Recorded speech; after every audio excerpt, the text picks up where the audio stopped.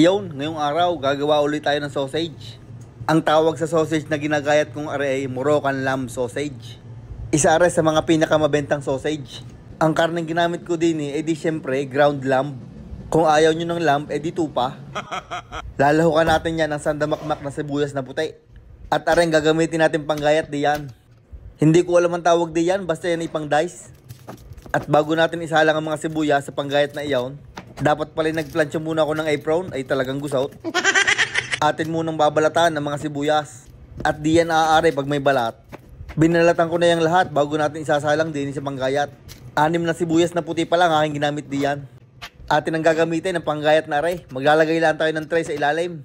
At isa-isa nating isasalang ang mga sibuyas. Digay ka dali, magkakasilaki pa. Iipitin nyo lang ang mga sibuyas diyan. Pagpatak nyan iayos na. Pwede din ang mga patatas pang french fries. Pagkatapos sa sandamakmak na sibuyas, din naman tayo sa mga parsley. Gagayatin lang natin are ng pino. At sa paggagayat na re, dapat medyo tuyo ang dahon. At matalas ang inyong kutsilyo. Gawa ng pagpurol ay mamamasalaang ay kapangit. Ilalagay lang natin na rin sa isang lalagyan. At gagawa naman tayo din ng kanyang pampalasa. 6,000 maalat na asin. 4 na kutsarang cayenne pepper para mahanghang. 2 kutsarang pamintan durug-durog. 2 din na ring oregano para tanggal ang ubo. At 243 na cumin powder.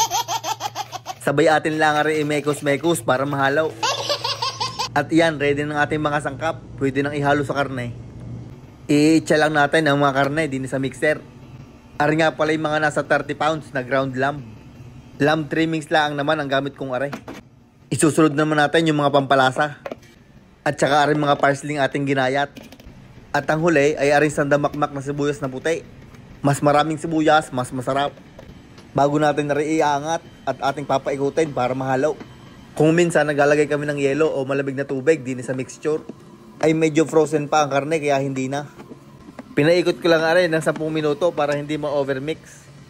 Hahanguin ko na rin din at mamaya natin titikman pag nasa casing na. Sigurado namang masarap na rin, ilang beses ko nang nagawa. Akin ang ilalagay aring mixture din sa aking favorite na sausage machine.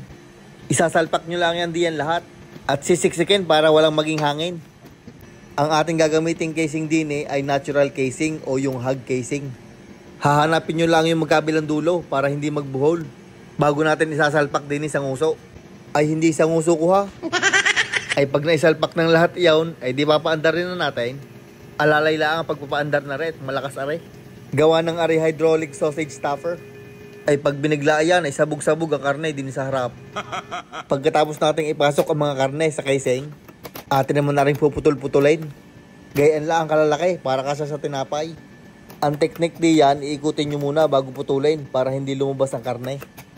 At pagkatapos putulin, may matitirang karne diyan sa sausage machine. Ilalagay lang natin sa tray. At yan ipambenta rin.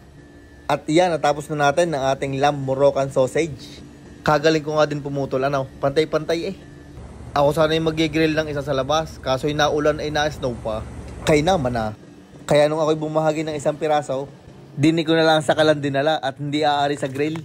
Giginawin lang ako doon. Iyan, luto na ang ating sausage. Ay buhay pa, nagulong pa Atin na rin hihiwain para makita kung luto. Sa tingin ko naman luto. Ay, kita nyo ko yan, nausok-usok pa. Gay, atin na rin tikman. Hipi muna at mainit.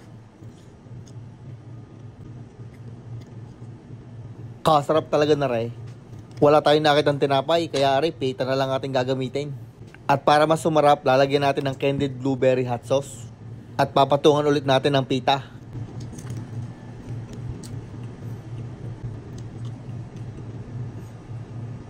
Isa pa nga talagang hindi ko nalasahan. Nagmerienda na si Utoy. Iyon, hanggang din na lang ang bidyong aray. Maraming salamat sa inyong suporta at palaging panunood. Shoutout nga pala kay Louie Mauhay. At kay Oscar Isip, shoutout sa'yo ng 3,543 na beses. At kay Amay Mendez from Malta, Europe. Salamat sa suporta mga idol at mag-ingat kayo palagi.